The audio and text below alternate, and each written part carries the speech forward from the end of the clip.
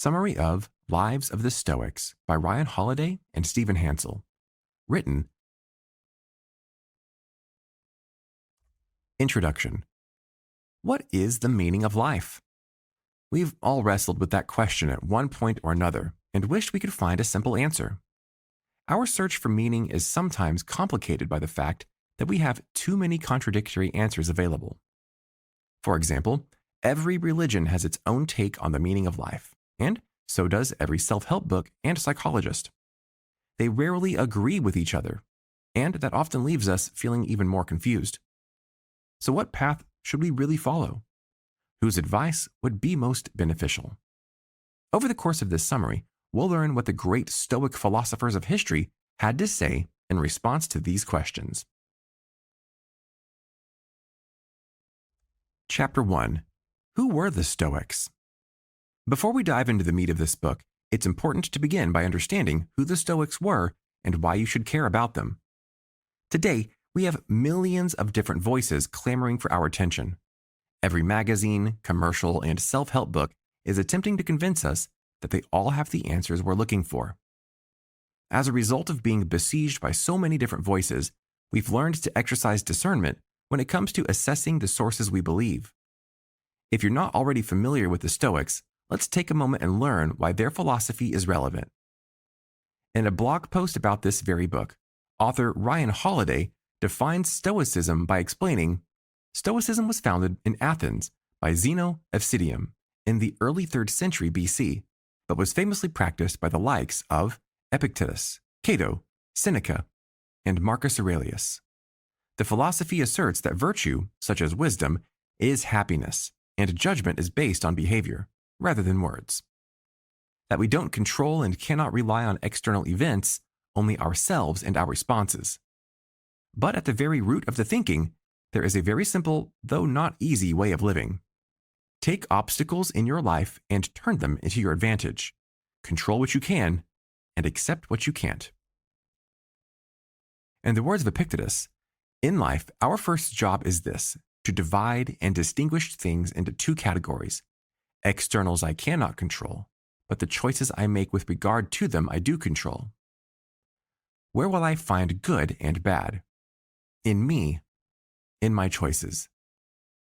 Amazingly, we still have access to these ideas, despite the fact that many of the great Stoics never wrote anything down for publication.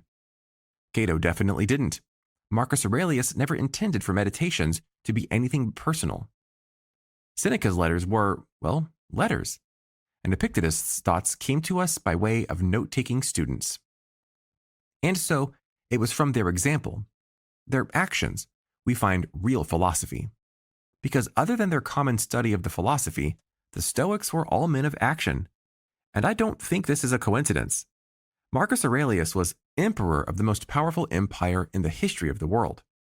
Cato, the moral example for many philosophers, defended the Roman Republic with stoic bravery until his defiant death. Even Epictetus, the lecturer, had no cushy tenure. He was a former slave. And this shouldn't really be that surprising. The modern-day philosopher and writer Nassim Nicholas Taleb defines a Stoic as someone who transforms fear into prudence, pain into transformation, mistakes into initiation, and desire into undertaking. Using this definition as a model, we can see that throughout the centuries, Stoicism has been a common thread through some of history's great leaders. It has been practiced by kings, presidents, artists, writers, and entrepreneurs. Both historical and modern men illustrate Stoicism as a way of life. Prussian King Frederick the Great was said to ride with the works of the Stoics in his saddlebag because they could, in his words, sustain you in misfortune. Meanwhile, Montaigne, the politician and essayist, had a line from Epictetus carved into the beam above the study in which he spent most of his time. The Founding Fathers were also inspired by the philosophy. George Washington was introduced to Stoicism by his neighbors at age 17, and afterwards put on a play about Cato to inspire his men in that dark winter at Valley Forge. Whereas Thomas Jefferson had a copy of Seneca on his nightstand when he died. The economist Adam Smith's theories on the interconnectedness of the world, capitalism, were significantly influenced by the Stoicism that he studied as a schoolboy, under a teacher who had translated Marcus Aurelius's work. The political thinker John Stuart Mill wrote of Marcus Aurelius and Stoicism in his famous treatise On Liberty, calling it the highest ethical product of the ancient mind. The list of those influenced by the Stoics goes on. Eugène Delacroix, the renowned French romantic artist, known best for his painting Liberty Leading the People, was an ardent Stoic, referring to it as his consoling religion. Toussaint Louverture, himself a former slave who challenged an emperor by leading the Haitian Revolution, read and was deeply influenced by the works of Epictetus. Theodore Roosevelt, after his presidency, spent 8 months exploring and nearly dying in the unknown jungles of the Amazon. And of the 8 books he brought on the journey, 2 were Marcus Aurelius' Meditations and Epictetus's Enchiridion. Indeed, Teddy seems to represent the temperance and self-control of the philosophy beautifully when he said, "What such a man needs is not courage, but nerve control, cool-headedness. This he can get only by practice." Likewise, he expressed the necessity of action advocated by the Stoics when he famously remarked, "We must all wear out or rust out, every one of us. My choice is to wear out." Today's leaders are no different, with many finding their inspiration from the ancient texts. Bill Clinton reread Marcus Aurelius every single year, while Wen Jiabao, the former Prime Minister of China, claims that Meditations is one of 2 books he travels with, and has read it more than 100 times over the course of his life.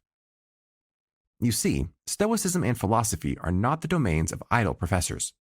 They are the succor to the successful, and the men and women of action. As Thoreau put it, to be a philosopher is not merely to have subtle thoughts, nor even to found a school. It is to solve some of the problems of life, not only theoretically, but practically. The mantle is ours to pick up and carry and do with what we can. So now that we have this brief overview of Stoicism in the author's own words, it's time to really delve beneath the surface and learn what the lives of the great Stoic philosophers can teach us. Chapter 2. We can harness the power of our minds to cultivate clarity in an age of distraction. We live in an age of digital distraction, whether it's the constant onslaught of new messages pinging into your inbox, 5,000 Facebook notifications, or a bombardment of new work emails. We are constantly besieged by distractions. As a result, it's hardly surprising that we struggle to cut through the noise. These distractions can also impair our sense of clarity, interfere with our budding self-awareness, and make it tough for us to concentrate long enough to cultivate self-improvement. The philosophers of 2nd century Rome couldn't have imagined the distractions future generations would face, but their advice remains scathingly relevant today. That's because they knew how important it was to resist 2 of life's major pitfalls: temptation and distraction. But how do we do that? To answer this question, we can turn to the writings of Marcus Aurelius, a famous Roman emperor and Stoic philosopher. Marcus Aurelius had a unique solution for solving the problem of distraction. He suggested that we really try to live each day as if it was our last. That might sound overly simplistic or a bit cliché, but if you really think about it, that logic would orchestrate a massive shift in our perspective. After all, what do we say when we think about trying to make the most of our life? We ask, what would you do if you only had 24 hours left to live? The prospect of losing our time on Earth motivates us to jump into hyperspeed, and we're suddenly consumed with the desire to make the most out of every second. If we thought we only have 24 hours to live, we might suddenly start working faster, more efficiently, and giving our best to the tasks ahead. We might put more of ourselves into our relationships. We would remind people that they're important to us and show loved ones how much we care. We would think differently about our impact on the world and the legacy we'll leave behind. Now, what if we started applying that energy to our daily lives? How much of a difference would that make? Would we continue to waste our time scrolling through Facebook when we should be finishing a report? Would we allow ourselves to be distracted by every little thing throughout the day? Or would we find ourselves thinking, every second is precious. I can't let myself get distracted. If we did, we might find that the task of time management suddenly becomes easier. But that strategy might not work for you. So if you think you might struggle to sustain that illusion for a prolonged period of time, or it simply might not give you the boost you need, there are some other tips you can try. Marcus Aurelius also advised creating your own personal mantra, something you can repeat to yourself to help you stay on track. For example, you could say something like, I have control over my own thoughts. I do not have to be ruled by distraction. But that's just an example. You can adapt your personal mantra to say anything that best suits you. If it helps keep you on task, it's doing the trick. But if neither of these options work for you, relinquishing control can also be another helpful strategy. I will be the first to admit that we often succumb to worry because we think it will help. We worry because we're afraid of the outcome and because we feel helpless if we don't turn the scenario over and over in our minds, preparing for all the possible worst outcomes. But unfortunately, you've probably noticed that worry never helps. In fact, not only is it never helpful, it just serves to keep us distressed and distracted. And in doing so, it steals our time, our energy, and our joy. But if we can make peace with the fact that we simply can't control some things, we can free ourselves from the shackles of worry. This, in turn, will help us to focus. If this seems like a lot of focus on the powers of the mind, you're right. The mind was incredibly important to the Stoics because this school of philosophy believed that the mind was the only thing we could control. We can't control our souls or our eternal destiny. We can't control our appearance, and there's only so much we can do to control our physical health. But we can control our minds and the development of our moral character. So if we turn our attention to the things we can control, our thoughts, the Stoics believed that we could become better and healthier people. We can also learn to discover peace through logic because if we find purpose in pursuing truth and cultivating clarity, we can relinquish needless stress. Marcus Aurelius even believed that we could use this pursuit of truth to cultivate a healthy daily routine. For example, many of us begin our days by worrying about things we can't control. The traffic during our morning commute, the outcome of a business meeting, or someone else's actions. But if we implement Stoicism in our daily routines, we can start each day by reminding ourselves what we are and are not in control of. And the truth is that we can only really control our actions and reactions. Accepting this can feel empowering, and it can help us to start the day with renewed vigor and peace. And following Marcus Aurelius' advice, remind yourself of this 3 times a day.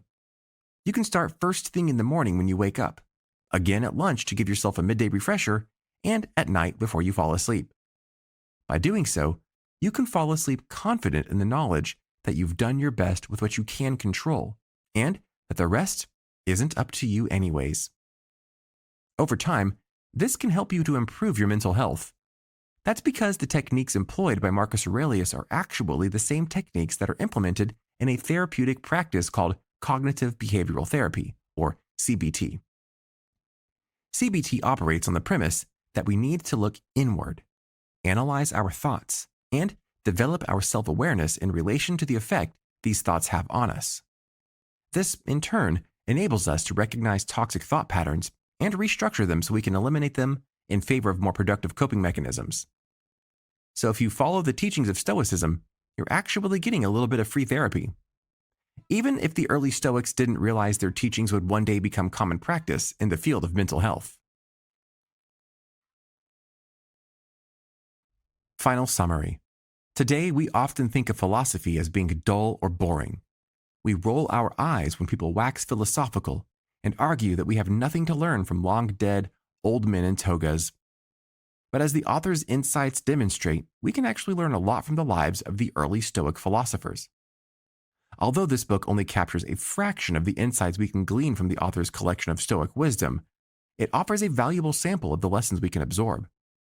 For example, from this summary, we can learn the importance of cultivating clarity and motivation in our daily lives by living as though every day is our last. We can also benefit from the Stoic belief that we are the masters of our own destiny. By implementing these beliefs in our daily lives, we can increase our clarity, productivity, and peace. And if you want to learn more about the wisdom of the Stoics, you should check out the full version of this book. This audiobook summary was brought to you by Quick Read. We hope you enjoyed this audiobook summary. If you want more audiobook summaries like this, download our app in the App Store or Google Play and get access to thousands of other free book and audiobook summaries. Listen to them while working out or commuting to work and get the key insights of books in minutes instead of hours. Go to quickread.com/app